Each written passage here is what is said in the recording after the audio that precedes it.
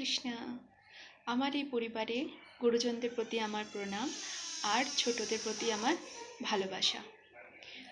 মানুষের জানো তো তোমাকে প্রয়োজন হয় না, মানুষের প্রয়োজন হয় তোমার থেকে প্রাপ্ত স্বার্থের, মানে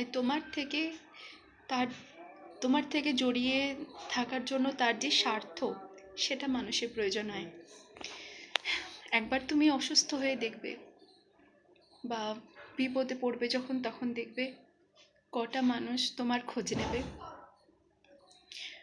যতক্ষণ তোমার থেকে তার স্বার্থ আছে, মানে তোমার থেকে যতক্ষণ সে লাভ পাচ্ছে, ততক্ষণ সে তোমার সাথে সম্বন্ধ রাখবে, তোমার নামে প্রশংসা করবে। যখনই তুমি তোমার নিজের বক্তব্য বলতে যাবে, নিজের মতামত জানাতে যাবে, তখনই কিন্তু তার স্বার্থে ঘা লাগবে।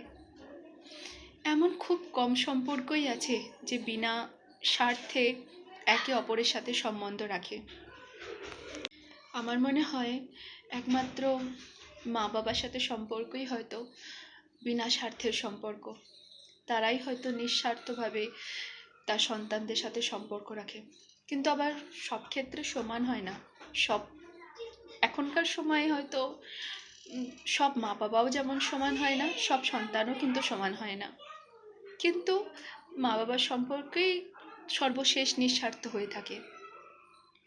তাই কোনো মানুষ যখন তোমার সাথে ভালো ব্যবহার করছে দেখছো, তাকে আগে জানার চেষ্টা করবে, তাকে আগে বোঝার চেষ্টা করবে যে সত্যিই কি সেই মানুষটা তোমার সাথে যে সম্বন্ধ, সেইটার জন্য তোমাকে শ্রদ্ধা করছে, ভালো কথা বলছে, না তোমার থেকে প্রাপ্ত তার লাভ বা তোমার থেকে তার কোনো স্বার্থ জড়িয়ে আছে, সেই জন্য সে তোমার সাথে এরকম ব্যবহার করছে।